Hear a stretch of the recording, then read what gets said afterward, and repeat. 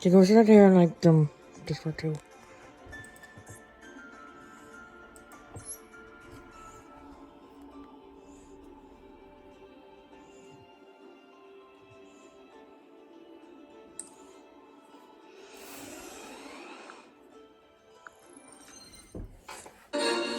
The Man Who Killed Batman is a must-see. It's required watching if you're looking for some of the best this show has to offer. Also, if you want some of the best Joker scenes, his screen time here is Hamill, Dini, and in my opinion, the character himself at his strongest. It's funny, it's different, it's kind of thought-provoking, it looks and sounds great, and it has top talent behind it. Give this one a watch or rewatch, and you'll see what I'm talking about. Its greatness speaks for itself. I'll be smiling again, just as soon as we take that man there and slap him in that box there and roll it into that vat of acid there.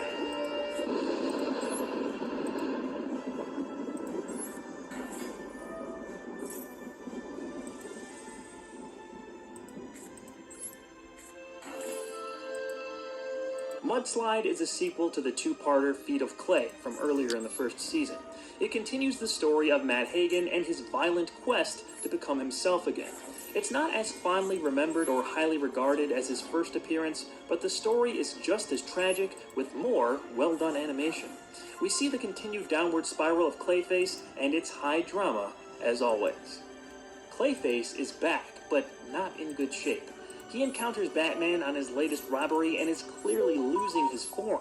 Barely escaping in the car of a Dr. Stella Bates, they return to her lab where she uses special chemicals and a bodysuit to keep him from falling apart. The solution to Hagen's problem may be available in a rare isotope called MP40. It could fully restore or even amplify his powers, but it's only available at Wayne Biomedical Labs. Meanwhile, Batman tries to find out Stella's identity and connection to Matt. When Clayface eventually breaches Wayne Biomedical, it leads to a confrontation that may just be curtains for the former actor. The original writers and directors of Feet of Clay Parts 1 and 2 did not return for Mudslide.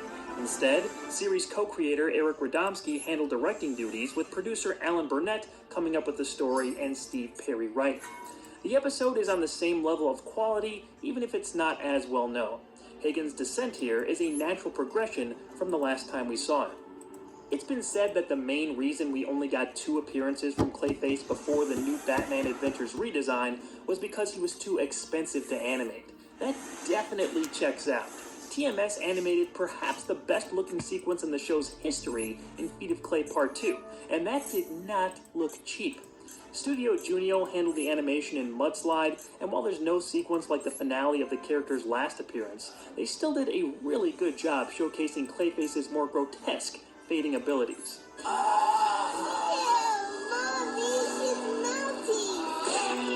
Hagen is still shown to be a sympathetic enough character for Batman to want to help. Clayface is a very stubborn, mutated man, though.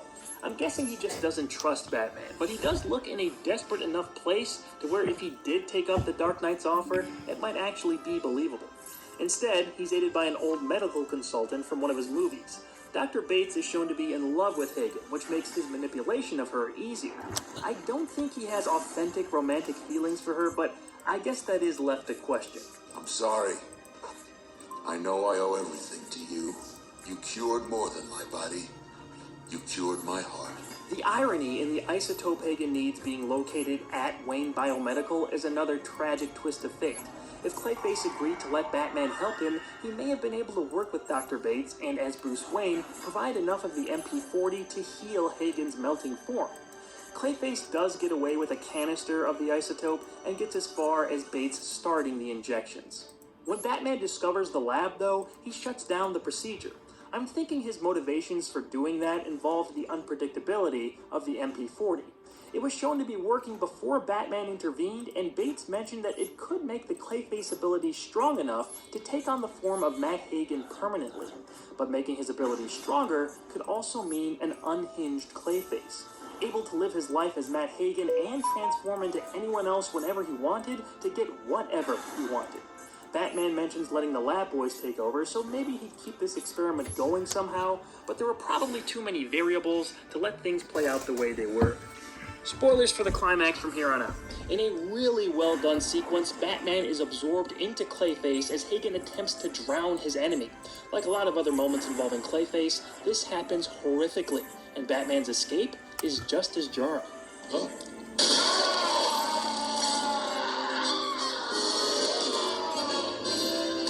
The ending is another devastating one, as Hagen battles Batman outside in the rain. He starts to come apart before falling to his apparent demise in the water below. It's a great scene, and we wouldn't see Clayface show up again until Holiday Nights, though his survival isn't explained until another heart-wrenching story called Growing Pains. Both of those appearances happen in the new Batman Adventure season. There are more than a few film references in Mudslide. Hagen's love interest is named Stella Bates and used to own a motel that she sold to build her secret lab. The Bates name and motel mention is a nice reference to Psycho. The Stella name and Hagen's brilliant shouting of it, Stella! Stella! Is a reference to Marlon Brando in A Streetcar Named Desire. The old Hagen movie Stella is watching is called Dark Interlude, which bears a passing resemblance to the 1939 film Dark Victory. Interlude was the movie Bates was the medical consultant on, and Clayface uses his line from the end of it to soothe her later. The Warner Brothers logo shown at the end adds a nice bit of legitimacy to that in-universe film. Hagen's bodysuit also resembles an Oscar, and a lot of his lines toward the end are film or theater industry terms. You've upstaged me for the last time, Batman. Time to bring down the curtain. Shirley Walker's musical score is a strong element of the final product, as usual. That Clayface theme is one of the show's best pieces of music, and it's used to full effect in Hagen's epic fall from the cliff.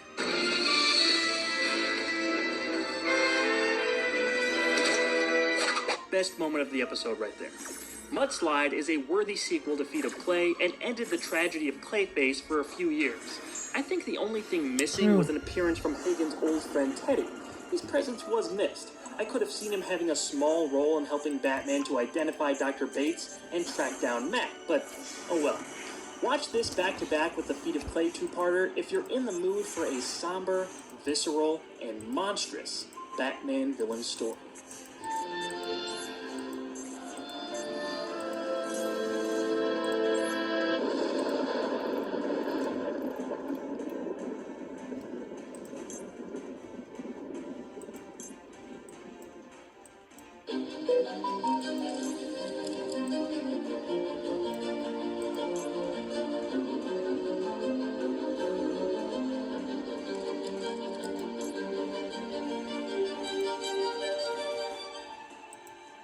Here's something you don't see every day.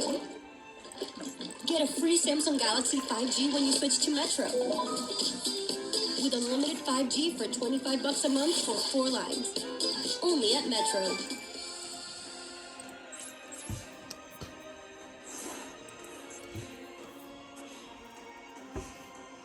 On-demand control wherever you go.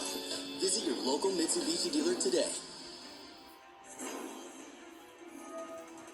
Has this happened to you? AT&T and Verizon rope you in with phone offers, then bind you to a 3-year device contract. Break free with T-Mobile. Introducing Go 5G Plus, the first plan that always gives new and existing customers the same great device deals, and you're upgrade ready a year earlier. Right now, bring your phone to T-Mobile and get one of the latest 5G smartphones free. Hello? Yes, I'm free. And so are you. No, I'm not tied up at all. Surely this is too many rope jokes. Break free.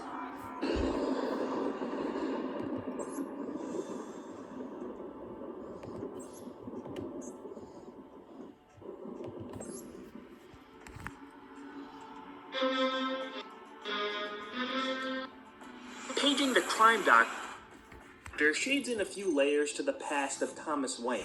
This isn't the most action-packed episode of the series, but it does a good job of focusing on a few background characters with a connection to Bruce's family. It stands out to me because of one great little moment that is among the best in the show. Former Dr. Matthew Thorne has been working for his brother, crime boss Rupert Thorne, to discreetly treat his henchmen for years. Long ago, his medical license was revoked when he didn't report one of Rupert's injuries to the police. Still bitter at his brother, he's put in a difficult situation when Rupert is revealed to have a tumor growing near his heart. Refusing to go to the hospital, the crime lord begs his brother to operate. Needing assistance, Matthew's old classmate, Dr. Leslie Tompkins, is abducted and forced to help with the surgery. When Bruce discovers his family friend's office ransacked, he finds a clue that points him in the direction of the Thorns being involved. This episode has a lot of credited writers behind it. Well, at least more than usual. Mike W. Barr and Laren Bright came up with the story, while Randy Rogel and the late Martin Pasco wrote the teleplay. The illegal surgery and unwilling participant angle used here is something we'd see again in the movie Batman and Mr. Freeze, Sub-Zero. That film was co-written by Randy Rogel, so we may have seen an idea that worked here repeated in that script with a slightly different wrinkle. Frank Parr handled directing duties for this understated story that follows a more obscure villain from the comics, although the crime doctor is recontextualized here as a sympathetic family member caught up in his brother's life of transgressions. It reminds me a bit of It's Never Too Late, with a crime boss having a more upstanding brother. But in this case, it's taken a little further since Matt is directly involved in Rupert's organization. I do really enjoy the exploration of Matthew's connection to Leslie Tompkins and Thomas Wayne. Just the little hints dropped throughout the episode are a nice touch. Any idea who Matt is? Yes, I believe your father mentioned him. One of their colleagues in medical school. Very close friends they all were. Called themselves the Three Musketeers, in fact. The shadow of Bruce's father looms large here. Even though we don't get a flashback or anything like that, the mentions of him by the people who were his friends had me wanting to know more. And watching Bruce sort of break down to Matt at the end of the episode is a fantastic moment. Something you know. Something only you can give me. Tell me about my father. It's one of the only times we see something like this where Bruce isn't brooding or talking with Alfred about his parents. He went out of his way as Bruce Wayne to talk with Matt about his dad. The vulnerability he shows to a stranger makes that line even more impactful. And it's a base emotion that we can all relate to. It doesn't have to be a parent, but any family member who means something to us. Maybe we only knew them when they were older, or we didn't get a chance to know them at all.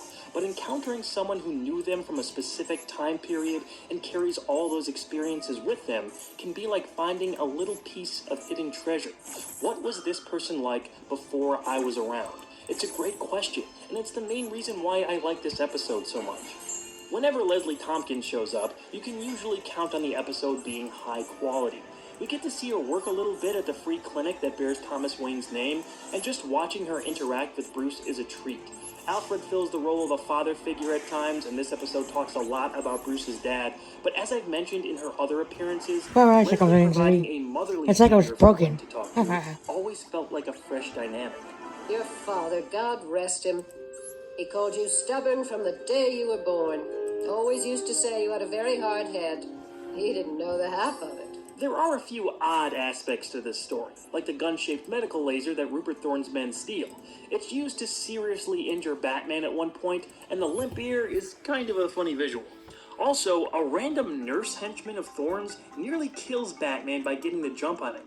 I know they were playing up his injury, but it always bothers me when a low-level thug nearly takes out Batman without a good reason.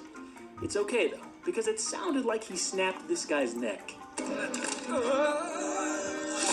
Shirley Walker was so good at her job that her name is synonymous with quality. I could just say, Shirley Walker did the music, and you know by now how much I loved it. They play a pleasant horn version of the Batman theme when talking about Thomas, and it's perfect for the purposes utilized. In fact, I think they used something like this when we see Bruce's parents in Perchance to Dream.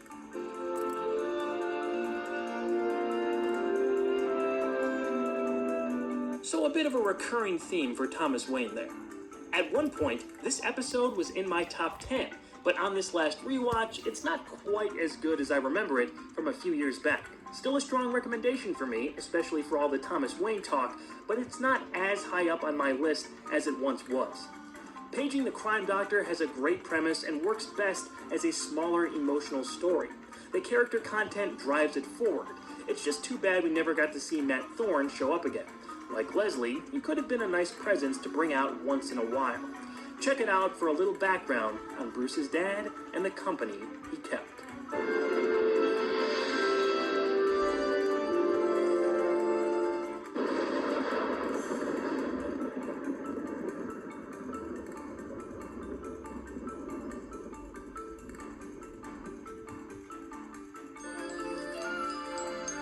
Zatanna introduces another DC character with a connection to Batman. Here, they give her a history with Bruce when they were younger, which makes for a nice flashback. This one ends up being an old-fashioned caper with some sleight of hand thrown in. Its climax on the villain's giant plane is definitely worth discussing. Zatanna is a famous magician who is putting on a big show at the Gotham Mint. Her biggest trick of the night sees the entire building disappear in a giant puff of smoke with $10 million on display inside. When she makes the mint reappear, the money is missing, and she's immediately arrested. Bruce Wayne and Alfred are shown in the audience, as we see that Bruce once knew her while training in the art of escapism with Zatanna's renowned father, Zatara. He knows she's innocent, and as Batman, breaks Zatanna out of police custody, and the pair begin searching for the person who framed her. Paul Dini penned the script, as he did for Zatanna's other significant appearance in the DCAU, that being down the road in Justice League Unlimited. Interestingly, there are 2 directors credited for this episode. Dick Sebast was originally working on it before apparently departing the show. Dan Reba then took over. In the production order, this was only the 2nd episode he took that position on, the first being the fantastic mini-movie See No Evil, which we reviewed last year. Whenever we see Bruce training to become Batman, it feels special. That's the case in the 3-minute flashback sequence where Wayne is training with Zatara. They changed his design again to look younger with Kevin Conroy using that lighter voice we heard in Night of the Ninja. Speaking of which, this is even earlier in his journey than when he was training under Yodo Sensei. Bruce mentions that he's leaving for Japan the following day, tying these 2 episodes together. His relationship with Zatanna is shown to be yet another lost love Wayne could have been happy with, but it occurring when he was still a young man makes it unique from the others. There's an obvious connection between the 2. However, in maybe my favorite moment of the episode, it's clear that the pair aren't exactly destined to be together. Here, pick a card. I'll tell your future. I see emotion, intensity, 2 of hearts. Joker. Great stuff. It's also worth noting that, unlike his time in Japan, he never gave Zatara or his daughter his real name. Instead, he goes by John Smith. Even later on, when Batman drops a hint that he's the same man who learned from her father, Zatanna doesn't know him as Bruce Wayne, and still refers to him as John in her message. With all that backstory, Zatanna herself is a decently well-rounded character for one appearance. She has a background cameo in chemistry, but doesn't show up in the DCAU again until Justice League Unlimited made it to the airwaves. One thing missing from her design is her trademark fishnet tights. She doesn't even really have them later on in her JLU appearances. This was supposedly due to them being too difficult to animate. As for her actual magical powers, those do show up in JLU. Here, she's portrayed as just an illusionist. Zatara is voiced in the flashbacks by the late Vincent Schiavelli, which is pretty cool since he also made an appearance in Batman Returns. The character is said to be dead by the time this episode happens. We hear this in a few lines from Zatanna as Batman questions what her current status is after years of no communication. He sinuously even asks if she's married, which shows that Bruce is probably still attracted to her. Earlier, Wayne tries telling Alfred that he was a different person back when he knew her, but the butler's response is priceless.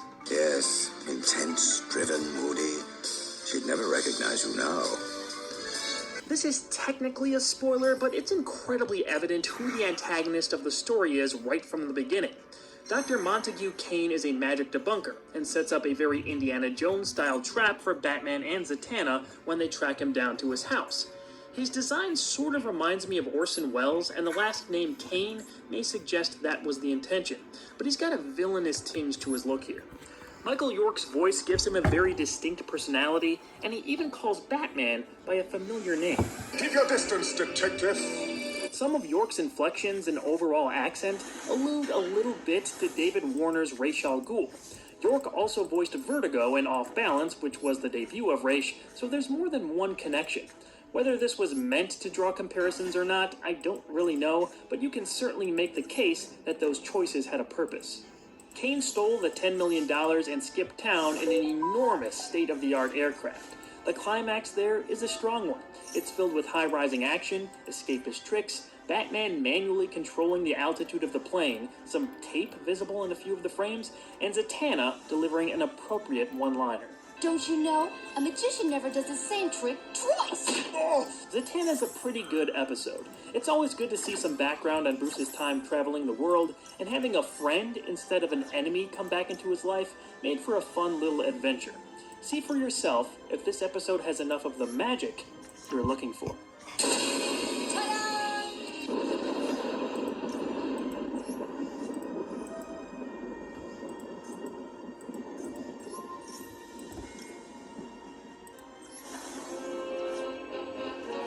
The Mechanic is all about the Batmobile, and it presents a really intriguing idea. Someone outside the Bat family is responsible for the design, creation, and maintenance of the famous vehicle. Penguin is also the villain in this story, and a plotline lifted straight from Batman Returns. In fact, that may not be the only part of this episode inspired by that film. I'll explain soon. After the Batmobile is heavily damaged while in pursuit of Penguin's gang, the dynamic duo bring it to a secure location to get it fixed by a mechanic and his daughter. Earl and Marva Cooper don't know who Batman is, but he pays Earl handsomely for the work while giving them ample space and equipment to work with. Through trying to fix their own car, one of Penguin's henchmen brings in his old friend from an auto parts distributor. Arnold Rundle has information he thinks Cobblepot will be interested in. He's noticed that very unusual parts have recently been ordered for what he thinks has to be the one and only Batmobile. Rundle hands over Earl's information, and soon enough, Penguin and his gang crash Cooper's secret repair spot. They kidnap Marva and force Earl to sabotage the Batmobile to give Penguin control over it. Cooper follows through and returns the vehicle to Batman and Robin. Soon after, they're chasing Penguin again, but this time, Oswald is one step ahead of them. Directing regular Kevin Altieri helmed this episode, with Randy Rogel writing from a story by Laren Bright and Steve Perry. Let's just get the obvious out of the way first. The concept of Penguin rigging and controlling the Batmobile was featured pretty prominently in Batman Returns. I'm not sure why it was repeated here because it's not that revolutionary of an idea. They even have Penguin's hideout in the sewer with that big yellow duck being used again. However, the story surrounding all this is pretty cool, and definitely unique in a few ways. Introducing a new character who helped Batman become what he is adds another layer to his inner circle. The curtain is sort of peeled back here to show us the Dark Knight doesn't do this alone. Of course, we have Robin and later Batgirl helping him directly,